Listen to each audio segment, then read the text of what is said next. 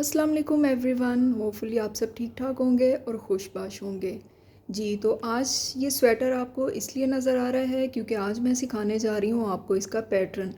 तो सबसे पहले इसके लिए आपको चाहिए ऊन। आपने जिस भी ऊन से बनाना हो तो वो आप ऊन ले लें। मेरे पास इस टाइम ये अवेलेबल थी, इसलिए मैंने सिखाना ही था आपको, तो ये मैंने ले लिया है। और साथ में आपको चाहिए सिलाइयाँ। सिलाइयाँ पाकिस्तान में जो यूजुअली चलती हैं वो सीधे वाली होती हैं। मेरे पास ये थी, इनके साथ तार इस तरह से कनेक्टेड होती है और इनमें भी आपको साइज़ेस भी मिल जाते हैं। तो मेरे पास ये वाली हैं, तो मैं इन पे आपको सिखाऊंगी। तो चलिए वीडियो स्टार्ट करते हैं।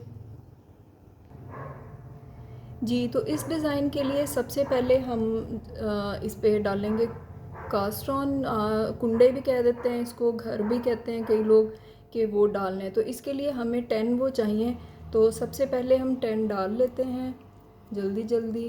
2 3 4 5 6 7 8 9 एंड 10।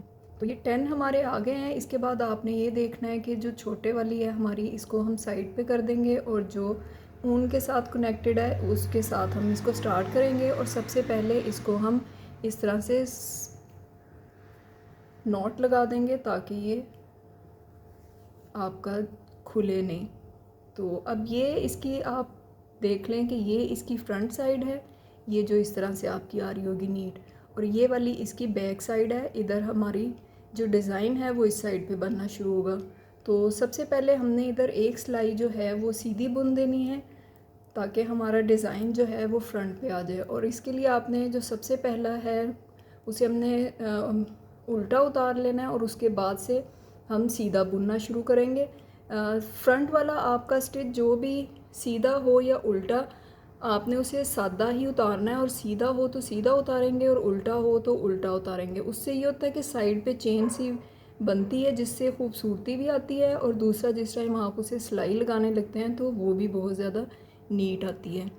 तो ये जी हमारी हो गई हैं कंप्लीट आलमोस्ट। तो इसके बाद अब हमारा जो है वो फ्रंट साइड पे सीधा आ जाएगा। तो ये देखें जी, तो उल्टी सिलाई जो है हमारी डल चुकी है। अब इस तरफ से हमारे कुछ इस तरह से कुंडे आ जाएंगे और उसके बाद हमने इसे जब निट करना है तो सबसे पहले हमने वैसे ही उतार लेना है और उससे नेक्स्ट वाले को हम सीधा बुनेंगे। और उससे नेक्स्ट जो है हम ऊन को ऊपर लेके आएंगे और फिर इसे हमने वैसे ही उतार लेना है, इसे हमने नेट नहीं करना है। और इसके ऊपर से हम धागा घुमा के नीचे ले जाएंगे और फिर उससे नेक्स्ट वाले को हम सीधा ही बुन लेंगे। और उसके बाद फिर ऊपर लेके आएंगे और इसको वैसे ही उतार लेंगे और उससे आगे हम सीधा बुनेंगे। इस रो में ये वाला सारा पैटर्न इसी तरह ही जाएगा। आपके जितने भी कुंडे हों या घर हों या जितने भी आपने निट करने हैं तो इनको आपने इसी तरह से बुनना है। लास्ट वाले को भी आपने सादा बुन लेना है। तो उसके बाद अब आ जाते हैं हमारी सेकंड रो पे जिस पे डिज़ाइन बनना शुरू हुआ है। तो सबसे पहला आपने वैसे ही उतारना है, इसको हमने निट नहीं करना है। अब इस तरफ आपने चेक कर लेना है कि आपका किस तरफ हमारा घूम रहा है और किसको हमने बुनना है। तो इस वाले पे से धागा घुमा हुआ है तो इसे अब हम, क्योंकि इस साइड पे आ गया है, तो धागे को नीचे ही रखेंगे और उसके बाद हम इसको ऐसे ही उतार लेंगे। और धागा जो है इस टाइम हम नीचे से घुमा के लेके आएंगे। धागे को आपने नीचे कर लेना है और उसके बाद ये हमारा उल्टा बुना जाएगा और उसके बाद फिर हम नीचे लेके जाएंगे धागे को और फिर ये बुना जाएगा। तो इसी तरह से ये वाली सारी रो कंप्लीट होगी। आपने नीचे वाले को सादा ही बुनना है और ऊपर वाले को हम उल्टी साइड से उल्टा ही इसको बुनेंगे। तो ये हो गया हमारा कंप्लीट। अब इसके बाद चलते हैं नेक्स्ट रो पे। जी, तो 2 लाइंस जब ये आपकी बन जाएंगी इस तरह से डिज़ाइन वाली, उसके बाद थर्ड लाइन जो है हमने बिल्कुल इसकी सीधी बुन देनी है, उसमें हमारा कोई डिज़ाइन नहीं बनेगा। ये वाली सारी लाइन जो है इसको हम सीधा बुनेंगे, इसमें कोई भी डिज़ाइन नहीं आएगा।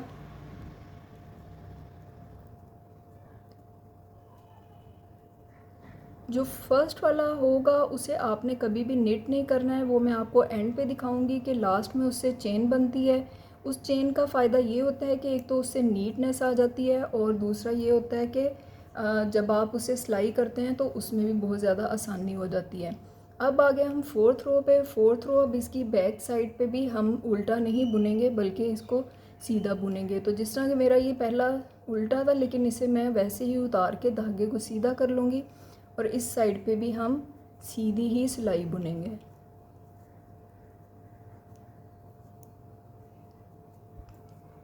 चार सिलाइयों का ये डिज़ाइन है। पहली दो में डिज़ाइन बनता है और नेक्स्ट वाली जो दो हैं वो स्ट्रेट बुनी जाती हैं। तो उसके बाद से ये डिज़ाइन आपका कंप्लीट होना शुरू हो जाता है और फिर से हम इसको वैसे ही शुरू कर देते हैं जिस तरह से हमने पहली रो से स्टार्ट किया था। अब ये कुछ इस तरह से बन गया, लेकिन आपको डिज़ाइन का इतना प्रोमिनेंट पता नहीं चलेगा। तो दो सिलाइयाँ मैं आपको डाल के फिर से और दिखाती हूँ ताकि डिज़ाइन जो है वो कंप्लीट आपको इसका पता चल जाए कि किस तरह की लुक आती है। जी, तो पैटर्न ये बन चुका है जैसा कि आपको नज़र आ रहा है। ये मैं साथ भी आपको रख के दिखा देती हूँ।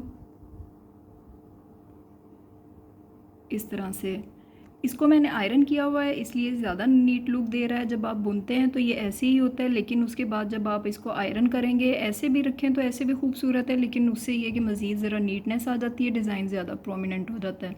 और इसकी साइड की चेन जो मैं आपको कह रही थी कि वो भी मैं दिखाऊंगी। तो ये वाली जो साइड की चेन है ये भी इस तरह से नीट बनी हुई बहुत ज़्यादा अच्छी लगती है। अगर आपने कोई स्कार्फ बुन रहे हो तो स्पेशली उसमें ये फिर इस तरह से बहुत ज़्यादा अच्छी और नीट लुक देती है।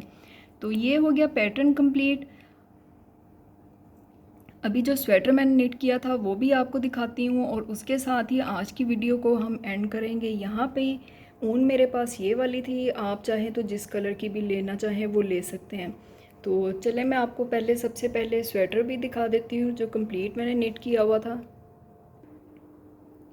जी, तो ये है स्वेटर की फुल लुक।